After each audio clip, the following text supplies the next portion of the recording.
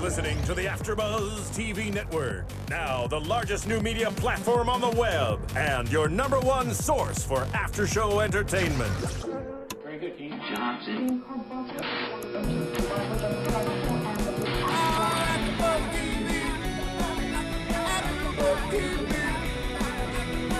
From the AfterBuzz Studios in Los Angeles, California, presented by Maria Menounos and Bing.com, and streaming live thanks to Akamai Technologies, this is AfterBuzz TV's The Great Escape After Show.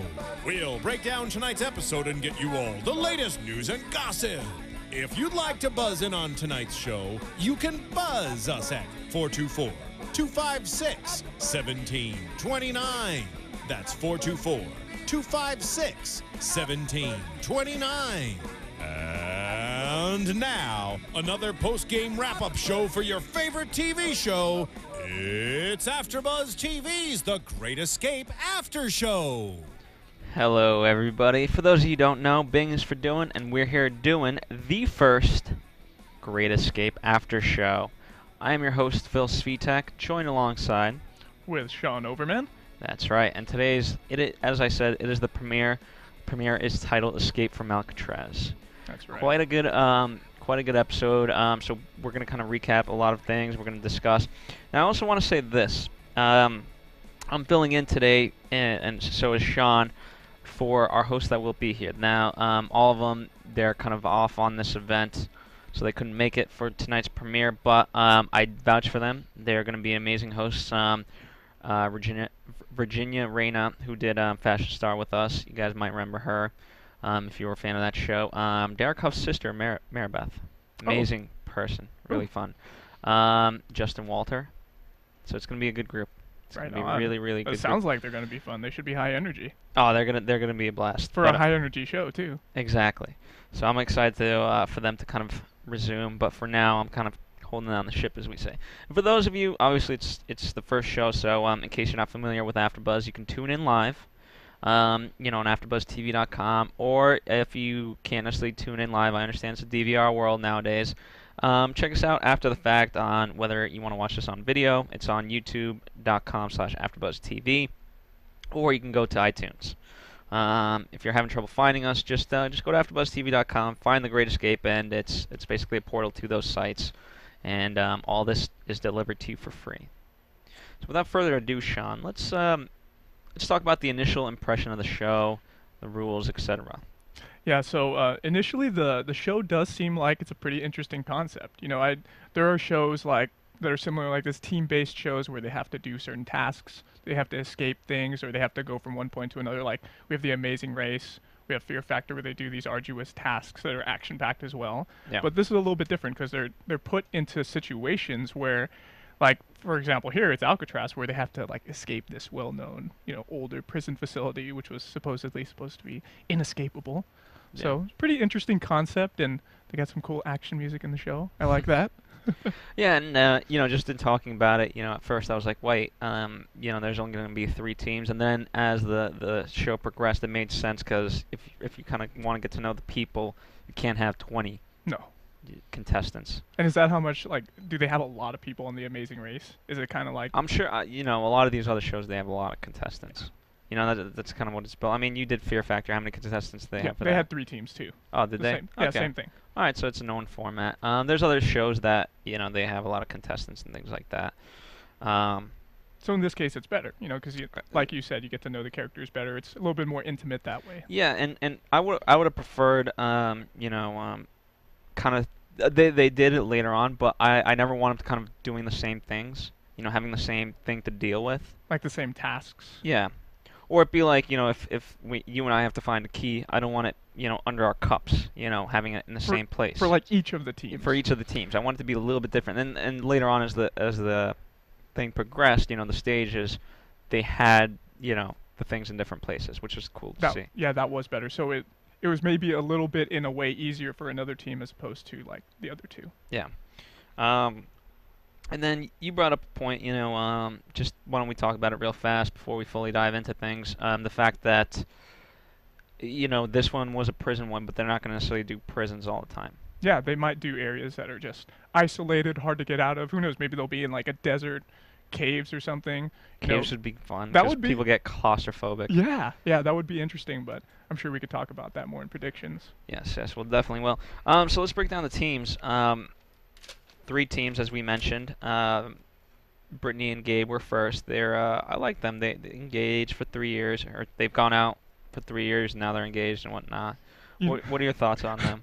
I actually didn't like them right away. Really? Which is really funny. And the number one thing I didn't like is that the girl introduced the guy. He didn't say his name at all. Did you notice that?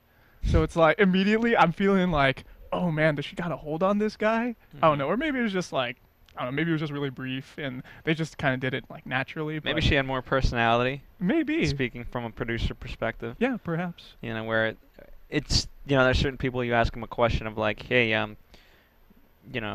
why should you win? Because we're better. Whereas, you know, she would actually give an answer. Well, we will win because X, Y, and Z. You know. So some people are just better. And, yeah, I don't know. They seemed fun. So next was... Oh, go well, ahead. you know, and the whole engaged thing, I mean, it was either going to work for them because they're going to be in tune or they were going to bicker like a couple. Yeah. And we didn't see that much bickering with them. So that was... Did you? I didn't know. Well, we'll talk about it more, but, you know, at the end, he's like, you know, I was able to uplift her despite these things, which, you know, it deserves to be said. I mean, they started at midnight, and by the time they ended, it was like 8 a.m. at least. It looked like it was, sunrise, so... Yeah. I would say between 6 and 8 a.m. And we don't know exactly when they filmed it. You know, obviously, it must have been earlier in the year than now. So let's talk about my favorite team. The green team. Green team's awesome. And I didn't think that were they your favorite, as in like sarcastic favorite? Yeah, sarcastic favorite, of course. Yeah. Because I mean, say what you're gonna say about them, and then I'll. Right off the bat, man, these guys look like total meatheads. You know, and not only that, but I found it hilarious how the guys, both their names are Lex and Jeff, right? Yeah. Jeff, 2 F's at the end, and Lex, 2 X's. X's at the end. What is up with that, man? You know, I don't see that very often. I thought that was kind of funny. Fair enough. Good observation. You know, I mean, they definitely had a lot of cockiness to them. They kept joking of like, you know, I saw my competition. It was in the mirror this morning and all that, and anytime you're up for that, like it's great to have confidence, but you can't be cocky, and that was their problem. They were cocky. Yeah. You know, one guy was supposed to be great at mechanics, and that's right. Didn't quite pan out the way he expected it to. No. If you're a mechanic, wouldn't you think you'd be good at math? Yeah. Yeah, you would. We'll talk about that. And then my favorite team, you know, again, I thought initially there was going to be more, but as I kind of got to, you know, in hindsight, reflect a little bit, I was like, all right, you know, I like Miles and Megan. Yeah, I agreed with you there. They seemed the most normal, you know, and I would say the lesser of the evils that were there. Yeah, I think it was like that. Yeah, it was more a case of that, and I feel like Miles isn't. I'm not gonna say. It feels like he's always kind of been the boss. Let's just say. Was he the older brother? Did they mention their ages at all? He looked older. Yeah. But regardless, I mean, it's your brother. I don't know. It's just a male kind of thing to it. Yeah. Not to sound sexist, but at least in their relationship, seemed like he was kind of the man in charge. Right. But as they said, they're very competitive and things like that. And it was she did have a funny line of like, you know, I can take what he says. You know, because I've taken it my whole life. Ooh, yeah, so there is some kind of little sibling abuse maybe going on? I didn't say it. I didn't say that. Who knows? I didn't say that. All right, let's... before we kind of move on, I want to tell you guys about a cool program that helps us keep doing what we do here. And I promise we will talk right after this about the whole competition. But one of the cool ways you can help us out, and it actually is... fun for you. It doesn't take away from anything that you're already doing. It's this program called the Amazon Affiliate Program. So what that means is anytime now that you're shopping on Amazon, instead of going to Amazon directly, go to AfterBuzzTV.com, and there you'll find an Amazon banner. Click through that, and then purchase, again, whatever it is that you want to purchase. If you have bonus points or whatever, redeeming points, savings points, all that still applies. except we get a percentage of what you buy, and again, it doesn't cost you anything extra. That helps So- us out, keeps the lights on here. Yeah, it's a win-win-win. Yeah, You get your exactly. product, Amazon's happy because you're shopping, and we're happy because we get a percentage of that, and it shows us that you care. If you're interested in getting your cool MacGyver things, like the stuff we watched tonight on the Great Escape show, you like to do crazy stuff like that at home, maybe you can find some stuff to put together on Amazon. Yeah, Who knows? that would be awesome. So remember, AfterBuzzTV.com first. Click that banner and shop away. So in terms of the stages tonight, they all kind of start off locked together, and they have to search for a key. I didn't realize phase one was really, really long. It was. Because they had to initially get out of the cell that they were first put in. Yeah. It started at midnight. That's when the clock started. And they had to find that key to get out, and obviously it was somewhere in there. I initially remarked, hey man, why, if you're going to find a key, at least be kind of methodical about it instead of throwing all your stuff everywhere and just messing up the place, because it's going to make it more difficult to find the key. Eventually, yeah. That's what I'm thinking.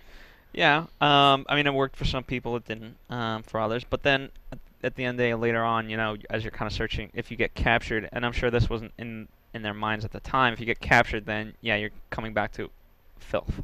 Mm-hmm. Yeah, exactly. So it was the blue team, ironically, that got the key first, Mm-hmm. which was, I don't know, In surprising. it is in hindsight ironic, because Yeah. they didn't do that well for the entire rest of the show. Yeah.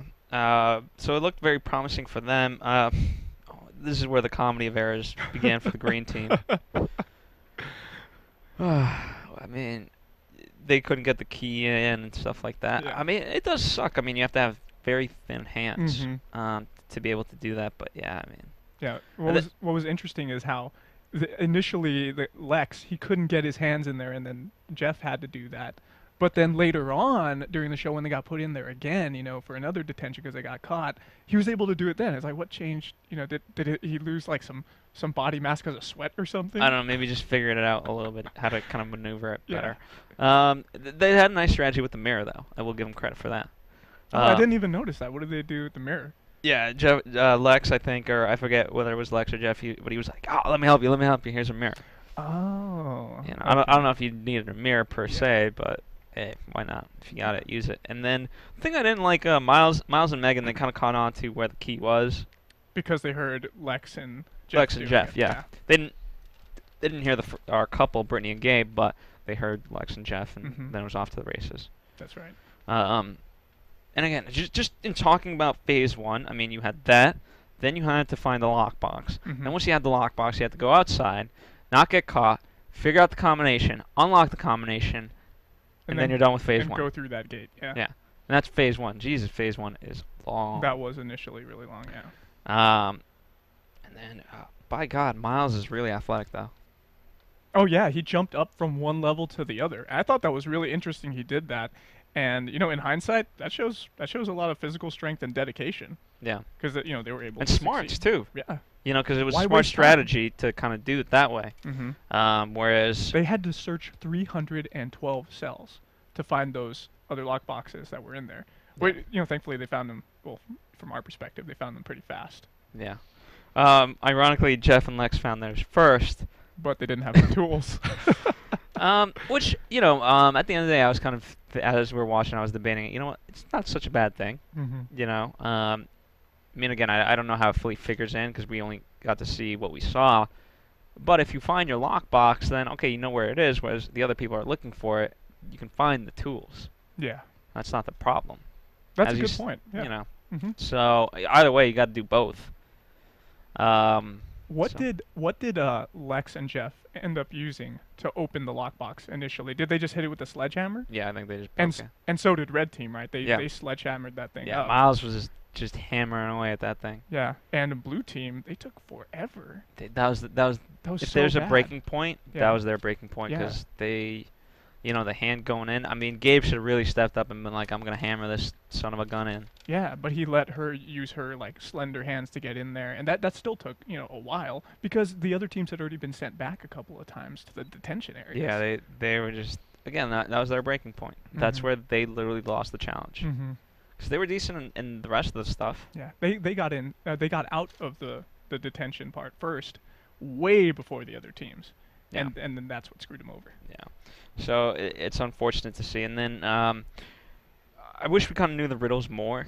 I wish I don't know, maybe I should have written it down or whatever. Oh, I wrote down the first one. It was 24 hours in a day times 49 days is how many hours served of time, I guess, in prison. Oh, okay, so it was kind of on the nose. Yeah. It was like, okay, you just have to be good at math and multiply. Yeah. Pretty much that was it. All right. Yeah. Which Jeff and Lex had such a terrible time with. You gotta.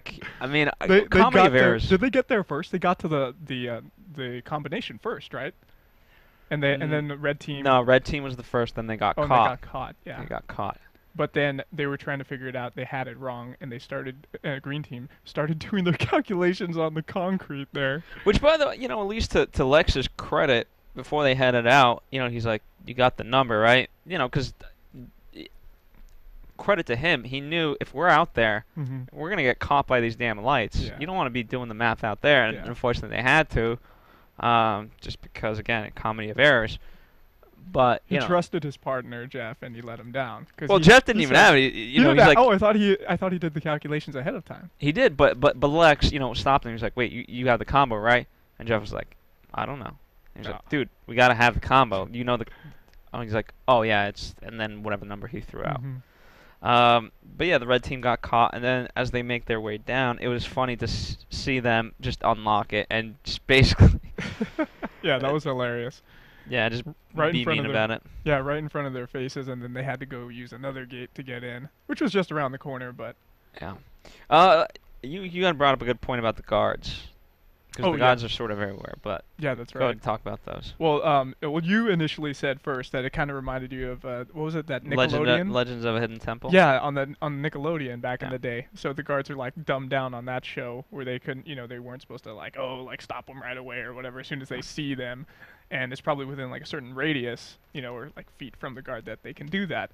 It totally reminded me of Metal Gear Solid and how the guards. Like, you can see them on, like, the Soliton radar. The guards, like, have this certain radius where if you get within that cone field of vision of theirs, they can go, hey, stop there, and then they'll go after you and shoot you or whatever. So it's probably kind of the same thing here. Obviously, humans, we have pretty, we can see pretty damn far. We can see for miles, actually, if we have a clear horizon. Yeah. So it's pretty funny how, like, the guards are like, oh, I'm going to pretend I'm not going to see that because they're not within 20, 30 feet of me. Yeah, I mean, at least to their credit, I mean, they probably don't know what the tasks fully are or where people are coming from. So they have that going for them. But other than that, I mean, it's an unfortunate kind of thing in the game. You have to have guards for at least this task. But, again, how much do they know? How much do they not know? Yeah. And I thought it was funny later on, the green team's getting escorted and the red team's going. And because, what was the term they used? They had wasted the guard or something? Yeah, they used up that guard pretty much, so that was funny. Yes, meaning that because the guard was taken up with that task, he couldn't stop the other team that was coming, and it made it easier for them because there's no guard in that area. Yeah. Well, not only that, but they walked by that guard, which in real life, if you're an escaped convict, the guard's not going to be like, oh, sorry, my hands are tied right now. He'd probably shoot or something. Yeah, exactly. Like, hey, you know what? I can't let go of these guys, but you know what? You guys are stopping too. Yeah, that's a good point. And actually, I read an article earlier today that brought up an interesting point, and it was that they just get captured. People just get detained, and that's all that happens. They don't get beaten or subjected to any kind of like. You're talking about real prison? Yes, like physical abuse or isolation or something like that. So, it's just an interesting point. Fair enough. Yeah. So yeah, I mean, I really liked the kind of tasks that they had to go through. And that was all on stage 1 that we're just talking about, pretty much. Yeah, stage 1 was nuts. Then stage 2 was as part of the. Well, sorry, I have it written down. They had to go to the admin building. Yeah. And there they had to get. They had some kind of instructions, I think, and they had to get a rope that had magnets on it, and they're like, oh, what do we have to get? And they see, like, in the distance behind something, maybe, like, behind some bars or behind, like, a glass, like, wall or something, there's a bag with a metal chain on it. So they had to retrieve that using, like, that little MacGyver tactic, I guess, and get the key that was in it. Green team was awesome. Yeah. They got it right away. Now, what I will say also about the competition is the fact that, while we have a condensed, very nice, and it's very fast-paced, I think the problem for them is that not only do you have to kind of go through the stress, but you also have to have patience. Again, we talked about it. They basically went from, supposedly midnight to, daylight. So that's got to be at least 6 hours. And you got to have that patience, and because you expect it to be fast-paced. Like, hey, we're gonna basically run. But if that's not the case, then frustration builds inside of you. Yeah, and at that there was a point where Green Team was pretty far ahead actually, and they were about to go run out, but they saw a guard, and Lex bumps into Jeff. What do they do? Bump heads or something? I don't even know how they bumped into each other, but it didn't look very bad. It was just like a really subtle bump from my perspective. And then Lex is like pounding on the walls and stuff, and he's super frustrated looking. So it's just like, dude, calm down, man. Yeah, you're winning. Yeah. You've got a good thing going. Just calm down. Mm-hmm. Yeah. Oh my God, Lex. At the end of the day, I didn't think they were gonna win at any point in this, but they were obviously the most funny characters on the show. I like how they kind of announced over the PA system who was escaping, who did what, completed tasks and things like that. I like that too because it psychologically messed with the other contestants a little bit more, or it gave them like a heads up, like, oh, give them more hope. Yeah, but I would like to see some condescension from the PA, like, haha, Green Team is doing math. I don't know. That would be hilarious. That would throw in another variable into the mix, and that would be interesting. Yeah. Obviously, they have to kind of keep the third perspective and keep themselves at a distance. But if you could really kind of get down on that level, yeah, it would be quite funny. Yeah. But I don't think they will. That was just my own amusement. So once they got that bag, they had the nautical map and a compass in it, right? Yeah. And we pretty much talked about all that. Red Team. Most of these items are kind of useless. Apart from, you have the map, etc., and then you're obviously getting the key piece. But other than that, like, great. So you have a compass to navigate the water. Yeah. So it's there as a prop. And it's supposed to be something special, but exactly. I've got a question. Did they just had to escape the facility? They didn't have to make it to the bay or anything? They did have to make it to the bay. They had to make it to a boat, and they used the boat. Like, they had an accomplice on the boat, and they used that to get to the location they had to. So that's Ben Bottomley, our engineer, speaking. But yeah, so to answer your question, Ben, it's not like you yourself would have to be navigating the ship. It's you have someone who's qualified. Yes. Paid for by the show. And understands, okay, I got to get from point A to point B, and I'm not going to do it in dumb ways where, like, oh, the compass is saying we got to go. No. Oh, you guys don't have a compass. I can't take you there. I don't know how to get there. Yeah, so.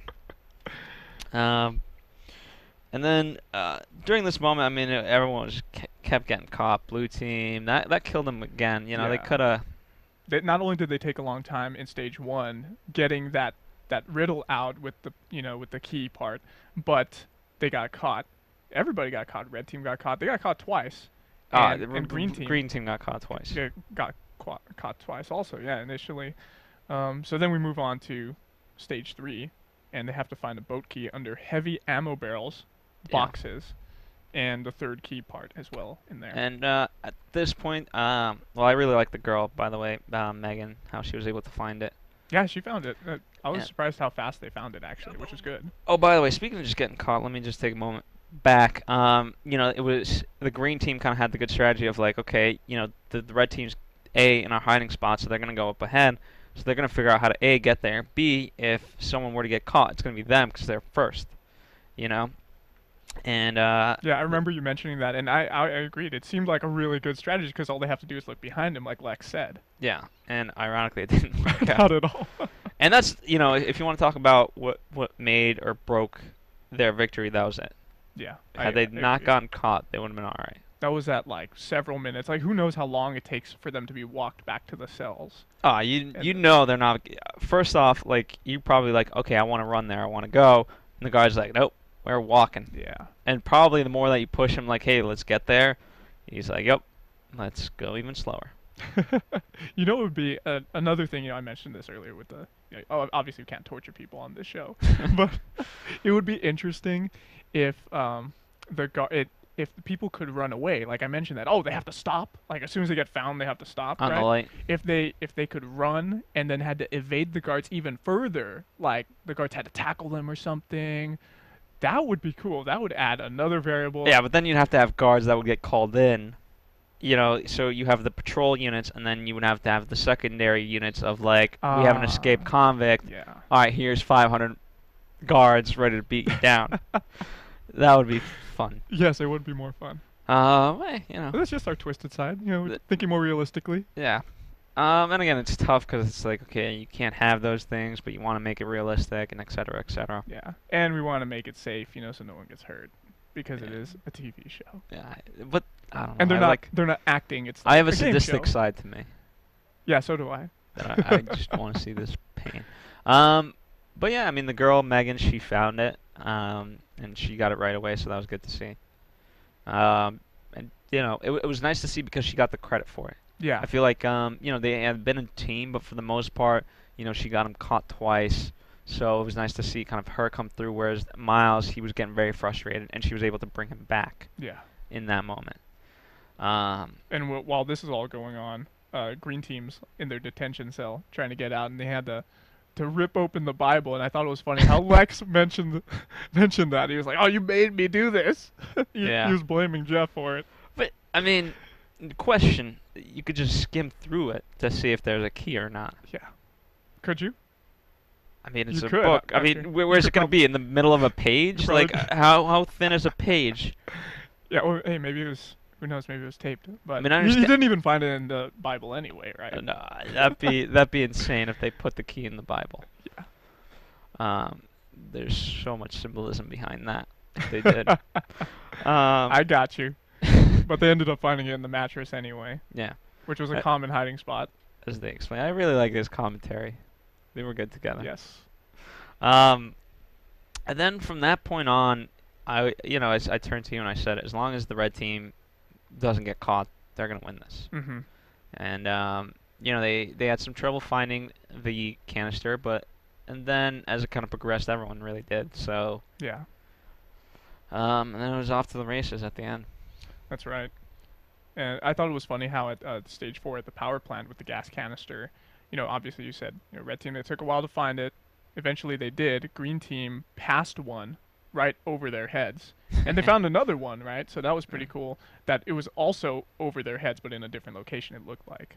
Yeah, and speaking to that point, again, if you're the first one there, your options are greater. Therefore, you have an advantage because, again, you're looking for one of 3. As opposed to if you're the blue team, you're looking for one of 1. Yeah. And that's it. Yep. And therefore your chances are not too great. Statistically worse. Yes. And then again, off to the races. I mean, and you mentioned, like, from that point, it pretty much became a boat race because red team was there, and then green team came right after them. By the way, I joked about it because here's the thing, unless like I couldn't foresee any way that the red team's boat would have not made there first. Mm-hmm. If it did, I was the red team, I would be so mad. Yeah. Because that's unfair. Okay, so we had about 20 minutes or whatever head start, and we got there second. So whose fault is that? We didn't control the boat. Yeah. Again, they had no control at this point. And again, as we joked about it, it's not like they were navigating him of like, No. okay, go east. Okay, wait, now turn. Now, if that another variable would be, put into the show if they did that, if they actually had to tell the guy where to go. Yeah. That would be interesting. But That then would be. again, did they give them a map of the pier, of the whole bay, and they said pier's over here? Pier 3 is in this location? No, they didn't. Right? I don't know how it fully worked. I mean, what was unfair, it's basically like, as soon as you reach the boat, you've basically reached the finish line. Yeah. And so then from that point on, you're just getting to another finish line, Mm-hmm. which that part I didn't quite like. I wish there was, again, you can't have that be the finish line, and yet the finish line's over there. I guess it's more symbolic rather than being Yeah, an but actual, But actual part of the task. You have that to your advantage, so use it. Yeah. Especially if you're going to have these makeshift compasses and things like that. Maybe I just didn't catch it. I don't know. But it didn't seem like, right? They didn't have to do anything at that point. They just sat in the boat pretty much and walked briskly towards the man, Yes. the host. Rich Eisen. Yeah, and then they got their money. And their Volvo. And their Volvo. That's right. Now, do you think they got the Volvo at the end? I think they had to. You think they had to? I don't know. I think they may have just, there's probably. I mean, Volvo obviously sponsored the show. Yeah, that would be nice if they got it. I would be even more thrilled because then that's like, that's like a car you don't have to buy. You get like, yeah, I won that on the show, and I won $100,000. Yeah, that's pretty neat. That's pretty nifty. So the sister's gonna keep the car. He's gonna keep the $100,000. Is that for all the psychological abuse over the years? Yeah. And it's tough. And you know what's tough is that Lex. I mean, is he gonna go to jail because he doesn't have his finances in order? Oh man, that was so bad. I thought that was interesting how he said that, and it comes to mind like everybody in America is in debt. If you're not in debt, you're not American, I've heard. That's probably true. So what was his number? Did he say like 55, 60 I don't know grand? what he said. That's pretty high up there, and there would go all of his money. If he was going to pay it on his debts, they would be all gone because they have to split the money 50-50. Yeah. Well, he should ask nicely of the red team. Hey. Yeah. Can you guys give me like 10 grand? And it must suck because again he built himself up so much, and then in the end they didn't come through. Nope. So, on that note, why don't we take a quick commercial break? We're going to talk about kind of the show in terms of Ron Howard and Brian Grazer producing it, and then we'll do some predictions for next week, and that'll wrap up our show, at least for this week's. But why don't you, Ben, take us to a commercial? Hey there, good buddies. The handle's Woolly Bear. I'm a truck driving man, but I'm not that old school kind of truck driving man, no. I like to listen to podcasts while I'm driving through these great United States of ours. And my favorite podcasts in the world are from AfterBuzz TV. And why? Because AfterBuzz TV is like a post-game wrap-up show for all your favorite TV shows, like Jersey Shore, Dancing with the Stars, Mad Men, and a whole truckload more. I like listening to my Gossip Girl podcast, catching up with all my fellow fans and getting all the latest news and gossip. I got some strong opinions. And AfterBuzz TV lets me share those opinions with thousands of other listeners. Woo-wee, what a feeling. I used to doze off on those lonely stretches of road. And don't worry, I got the cruise control. But now I'm wide awake and listening to all the AfterBuzz TV goodness. Check them out, give them a holler, and tell them the old Woolly Bear sent you.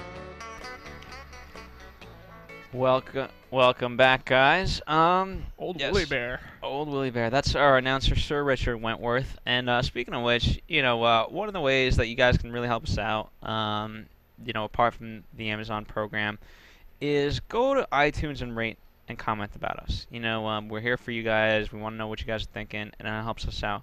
And the other thing, we've officially not done PR for a very specific reason. We found that if you guys tell a friend, it actually helps us more than an official PR campaign. And so, for those of you who've been listening to us in the past, thank you guys for doing that. If you're a new listener, please, that is the one thing that you guys can do to help us out. Tell a friend. Turn them on to AfterBuzz TV, and I guarantee they'll thank you. And again, also rate and comment us on iTunes. It means a lot to us.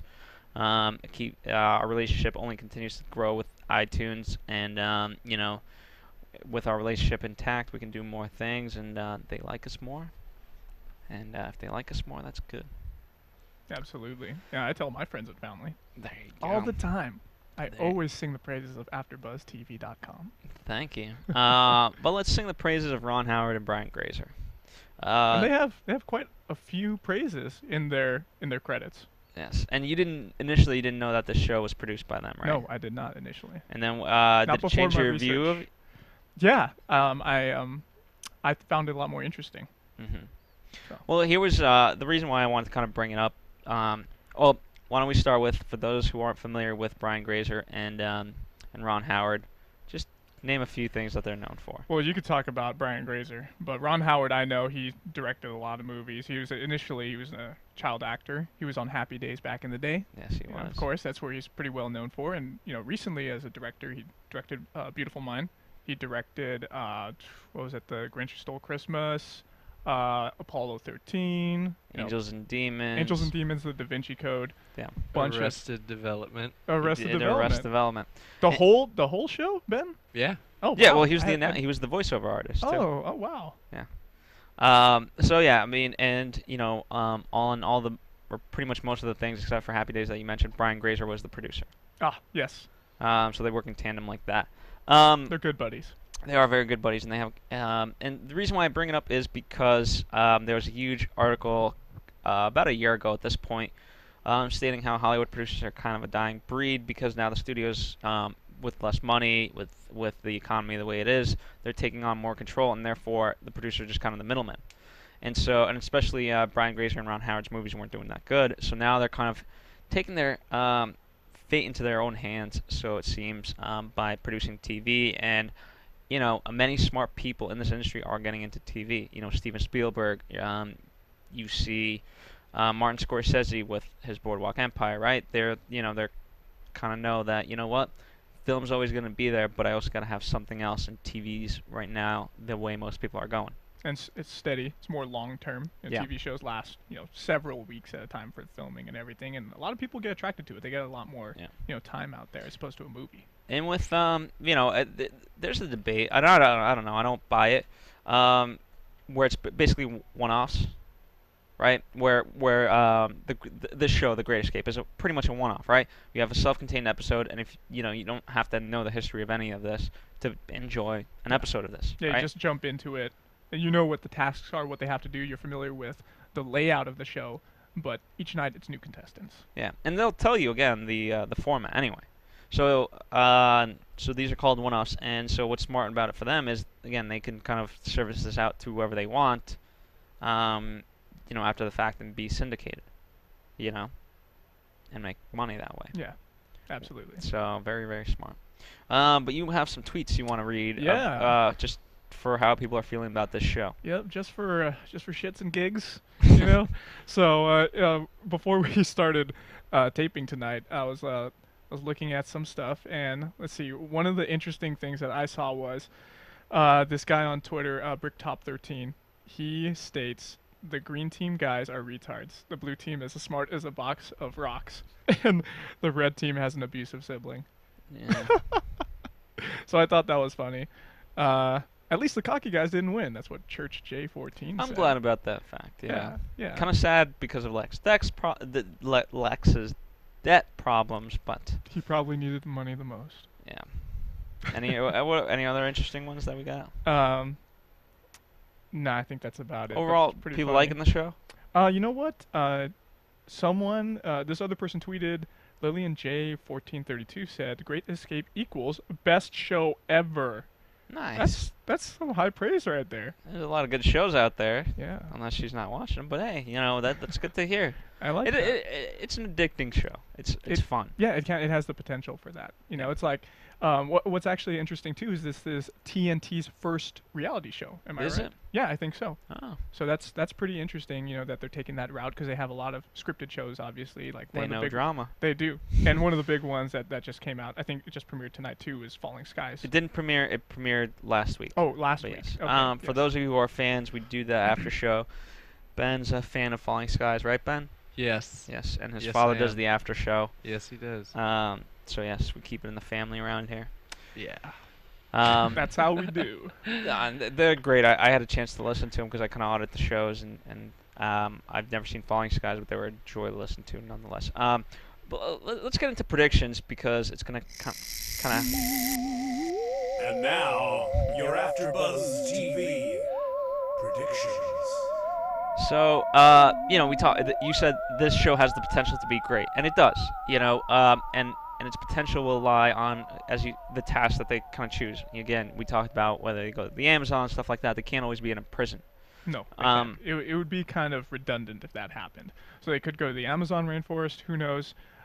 They could even go to the Sahara Desert. Or a desert type of environment and have them escape from there in different locations, maybe in caves. Yeah. So that's what will make or break the show. Yeah, and I actually read a little bit ahead, and later in the series, they're going to be in a swamp. Okay. So that's going to be interesting, having to maybe search through the muck and find your keys in there instead of it being And you in find objects. a crocodile?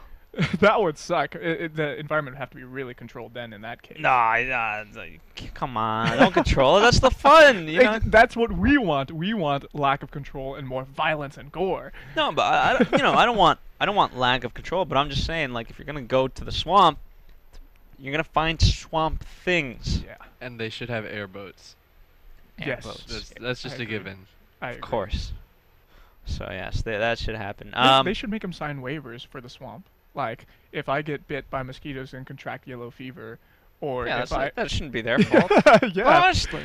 if I get bitten by a snake, that is venomous, I will be shipped to the hospital, but it will not be my fault. Yeah. Or well, it won't be the TNT's fault. Yeah. Or whatever. At the end of the day, I mean, I think you have a lot of people that are so adventurous that they'd do it regardless. Yeah. They just want to do it. I mean, And 100,000 is a pretty good chunk of change. It's not like with Fear Factor where it's 50,000, so they have to cut that in half. The two contestants that win so they get 25,000 yeah, each. so realistically, you would want to split it like that with your friend. Who knows if you made an agreement beforehand? But here it's double that, so that makes it a lot more enticing for people to want to go on the show. Yeah, so that's cool. So yeah, I'm looking forward to a great season. We didn't see previews on this episode, at least how we watched it. So again, we can't predict exactly what's going to happen next episode. But hey, nonetheless, I can predict that you will have a good group of hosts leading the charge for the next coming episodes. Thank you, Sean, for joining me. Thank you, Phil. I hope you had fun. I did. Ben, did you have fun? Yes. Yes, I did. There we go. And we hope you have fun watching The Great Escape and also listening to us. We'll be back for you next week. From Bing.com, executive producers Maria Menounos, Kevin Undergaro, Phil Svitek, and the entire AfterBuzz TV staff, we would like to thank you for listening to the AfterBuzz TV network. To watch or listen to other after shows and post comments or questions, be sure to visit AfterBuzzTV.com. I'm Sir Richard Wentworth, and this has been a presentation of AfterBuzz TV. Buzz you later. The views expressed herein are those of the hosts only and do not necessarily reflect the views of AfterBuzz TV or its owners or principals.